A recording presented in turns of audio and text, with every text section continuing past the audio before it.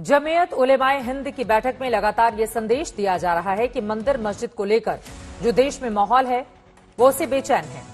देवबंद में चल रहे जलसे में मुस्लिम धर्मगुरुओं ने एक सुर में इसके लिए सरकार को जिम्मेदार ठहराया है। मौजूदा वक्त में मुख्य तौर पर ऐसे 3 विवाद हैं जिसको लेकर मुस्लिम समुदाय की पेशानी पर बल पड़ रहे हैं। पहला और सबसे बड़ा विवाद तो वाराणसी की ज्ञानवापी मस्जिद को लेकर है, जहां कोर्ट के आदेश पर हुए सर्वे में मिले कथित शिवलिंग को लेकर हिंदू मुस्लिम पक्ष के बीच खींचतान चल रही है, जिसको लेकर वाराणसी कोर्ट में अगली सुनवाई सोमवार को होनी है। ज्ञानवापी मस्जिद के साथ ही मथुरा की शाही मस्जिद भी बेहद चर्चा में है। इस शाही मस्जिद को श्रीकृष्ण जन्मभूमि से अलग करने की मांग हो रही है। इसके साथ ही शाही मस्जिद ईदगाह के लाउड स्पीकर बंद करने की मांग भी वहां पर जोर पकड़ रही है। मथुरा और काशी के अलावा दिल्ली में कुतुब मीनार का मुद्दा भी गर्म है। दिल्ली की अदालत में इस बात का फैसला होना है कि कई सदी पहले जिन मंदिरों को तोड़कर इसका परिसर बनाया गया, क्या उन मंदिरों को फिर से बनाया जाना चाहिए और वहां हिंदुओं को पूजा करने की इजाजत दी जानी चाहिए। लेकिन अब बात निकली है तो दूर तलक जाएगी और सिर्फ मथुरा, काशी और कुतुब मीनार तक सीमित नहीं रहेगी। इस बात का डर और बेचैनी देवबंद में जमीयत उलेमाए हिंद की बैठक में मौजूद हर एक मुस्लिम धर्मगुरुओं के चेहरे पर साफ साफ नजर आ रही थी।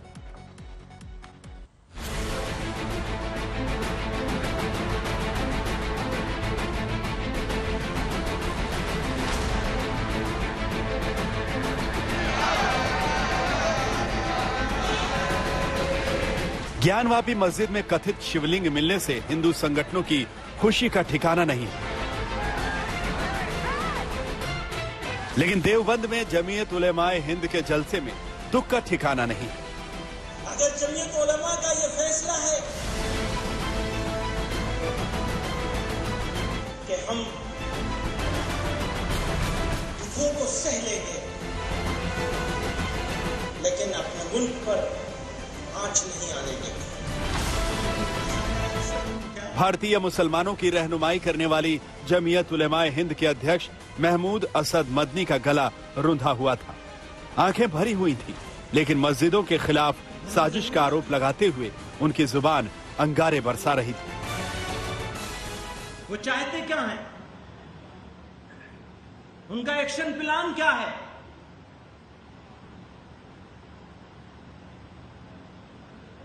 समझ लीजिए अच्छी तरह से, जो नफरत के खिलाड़ी हैं उनकी अक्सरियत नहीं है।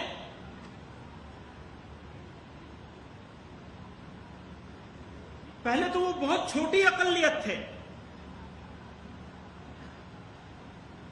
आज वो जरा ज्यादा नजर आ रहे हैं, विजिबल हो गए। और अगर हमने उन्हीं के लबो लहजे में जवाब देना शुरू किया तो वो अपने मकसद में कामयाब हो जाएंगे। नफरत का बाजार सजाने वाले, नफरतों की दुकान खोलने वाले लोग मुल्क दुश्मन और गद्दार हैं। वो मुल्क दुश्मनों के एजेंट हैं और नफरत का जवाब कभी नफरत से नहीं हो सकता। याद रखिएगा, आग को आग से नहीं बुझाया जा सकता, आग को पानी से बुझाया जा सकता है, नफरत को मोहब्बत से बुझाया जा सकता है। जमीयत की बैठक की टाइमिंग भी गौर करने वाली है। ज्ञानवापी का मुद्दा जोर पकड़ रहा है। मथुरा में ईदगाह के खिलाफ आवाजें उठ रही हैं। कुतुब मीनार पर हिंदू संगठनों ने अपना दावा पेश कर दिया। आखिर इन मुद्दों से जमीयत उलेमाए हिंद कैसे निपटेगा? इसको लेकर जमीयत की बैठक में 29 मई को बड़ा ऐलान हो सकता है। हम यहाँ से ये मैसेज देना चाहते हैं कि कोई एक मुद्दा जो है वो सारे और मुद्दों को खत्म न कर दे। तो बेशक ये जो इस वक्त नफरत और अदावत का जो माहौल चल रहा है उसको हम यहाँ से एड्रेस करेंगे और उसके लिए एक समाज के सामने हल पेश करेंगे। सबसे पहला हमारा ये कहना होगा कि ये सियासी मुद्दा है तो इसका सियासी हल नहीं निकलेगा, इसका हल समाजी सतह पे ही निकाला जा सकता है। और समाज के जो डिफरेंट वर्ग हैं, भिन्न भिन्न वर्ग हैं, उनके लोग जब उनके समझदार और बुद्धिमान लोग बैठेंगे तो इसका हल निकलेगा। वैसे जमीयत उलेमाए हिंद ज्ञानवापी मसले पर 18 मई को ही अपना स्टैंड क्लियर कर चुकी है, जिसे लगता है कि कुछ असामाजिक तत्व दो समुदायों के बीच दरार पैदा करने की कोशिश कर रहे हैं। इससे बचने के लिए जमीयत उलेमाए हिंद ने भारत के मुसलमानों से अपील की थी कि ज्ञानवापी मस्जिद जैसे मुद्दे को सड़क पर न लाया जाए और सार्वजनिक प्रदर्शनों से बचा जाए। उलेमा और मुस्लिम धार्मिक वक्ता टीवी डिबेट और बहस में भाग लेने से बचे। सार्वजनिक भाषणबाजी देश और मुसलमानों के हित में नहीं है। जमीयत का दावा है कि ज्ञानवापी मसले को लेकर देश के मुसलमान आशंकित जरूर हैं, लेकिन इस मुद्दे का हल सड़क पर नहीं निकल सकता। ये ज्ञानवापी मस्जिद और ये मंदिर वहाँ पहले से है।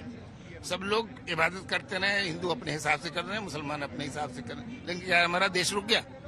नहीं, हमारा देश चलता रहा और हम उसको इस मुद्दे के साथ साथ भी हम साथ में काम करते रहे। तो अब ऐसा क्यों, अचानक ऐसा क्यों कि बिल्कुल सड़क के ऊपर जंग छिड़ जाए?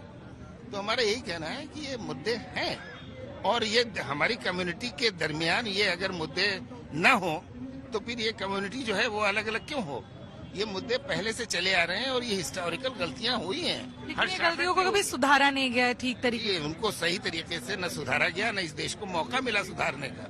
हम इतने भिन्न भिन्न लोग हैं, हमारे यहाँ इतने सारे हिंदू हैं, इतने सारे मुसलमान हैं, इतने सारे ईसाई। कौन सा वर्ग ऐसा नहीं है, कौन सा ऐसा मजहबी ग्रुप नहीं है जो यहाँ पर नहीं है? तो ये सब की आपस की समस्या है। देवबंद में चल रही चर्चा और मदनी के आंसू भरे कटाक्षों से साफ जाहिर है कि देश में इस वक्त जो कुछ भी चल रहा है उसको लेकर जमीयत उलेमाए हिंद के क्या विचार हैं। बीजेपी को जमीयत के इन आरोपों पर सख्त ऐतराज है। आज मुल्क की बागडोर ऐसे लोगों के हाथ में चली गई है जो मुल्क की सदियों पुरानी शनाख्त को बदल देना चाहते हैं। इनके नजदीक मुश्तरका अक़दार की कोई अहमियत नहीं है, उनको सिर्फ अपना इक़्तिदार अजीज है। दरअसल भारतीय जनता पार्टी शुचिता के साथ पूरे देश के सभी नागरिकों को साथ लेकर के चलती है। आदरणीय प्रधानमंत्री नरेंद्र मोदी जी ने जो नारा दिया, सबका साथ सबका विकास सबका विश्वास, उसी के तहत हम सब काम करते हैं। प्रधानमंत्री आवास योजना के तहत सभी गरीबों को मकान मिले हैं, उसमें हमारे मुस्लिम समाज के भी भाई हैं और सब लोग हैं। इस प्रकार की बातें भारत के संदर्भ में कहना बिल्कुल उचित नहीं है। ज्ञानवापी मस्जिद से मिले कथित शिवलिंग से शुरू हुआ ये विवाद अब थमता नहीं दिख रहा है और तेजी से देश के अलग अलग राज्यों में फैल रहा है।